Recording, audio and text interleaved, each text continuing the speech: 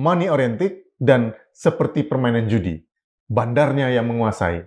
Jadi saya melihat keanehan indeks harga saham gabungan dan nilai kurs valuta ini. Karena persoalannya adalah demand dan supply.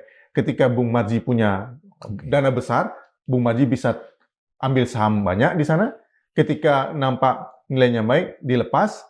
Dan tarik ulur tahun itu tergantung dengan siapa penguasa, kalau dalam konteks komoditas barang fisik, siapa distributor terbesarnya. Itu yang melakukan permainan. Begitu juga dengan nilai kurs. Perbedaan nilai tukar rupiah terhadap dolar adalah siapa yang membeli dolar paling banyak. Tentu yang memiliki uang paling besar, kan? Tidak mungkin rakyat kecil memborong dolar. Nah, oleh karena itu, apa yang harus kita minta terhadap bangunan kemandirian atau asta cita presiden yang sudah bagus ini adalah mari membangun Indonesia dari hasil privilege yang sudah diberikan. Mari kita bersama-sama membangun Indonesia. Jangan sampai ketimpangan ekonomi menciptakan instabilitas politik. Karena itu bisa saja terjadi. Dengan kekuatan ekonomi yang dimiliki oleh mereka, sejauh mana peluang mereka bisa menjatuhkan presiden? Sangat besar peluangnya. Sehingga apa? Konteks Londo Ireng ini menjadi relevan. Mewujud relevansinya, kan? Jadi Presiden Prabowo Subianto saya kira tidak bercanda dalam perspektif menyebutkan Londo Ireng itu. Memang ada pihak-pihak di dalam negeri ini yang bertindak seperti penjajah. Itu yang saya sebutkan tadi. Anda mengeruk kekayaan alam Indonesia, tapi Anda larikan uangnya di luar negeri. Ini apa namanya?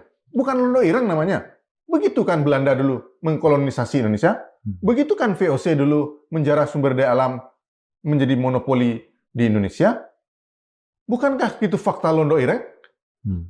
Ya, kalau Belanda jelas kan, dari orang asing. Lah Londo Irengnya lahir dan besar di Indonesia, diberikan privilege oleh pemerintahan, sekarang mau melawan pemerintahan yang sah. Hanya karena preferensi politik berbeda. Ini yang harus kita. Tidak bisa Anda kemudian seenaknya saja menjadi warga negara tanpa kemudian menuntut pengabdian dan kewajiban sebagai warga bangsa. Sebagai sesama anak bangsa. Inilah inti dari perjuangan kemerdekaan itu. Mandat kepada Presiden Prabowo Subianto sebagai presiden terpilih yang bekerja untuk kepentingan rakyat dan bangsa negara proklamasi kemerdekaan 1945. Instrumen negara dan regulasi apa yang bisa dipakai untuk mengamankan 11.000 triliun tadi? Nah, makanya kita minta itu Senayan. Kalau memang betul-betul wakil rakyat. Ya, jangan diplesetkan menjadi apa?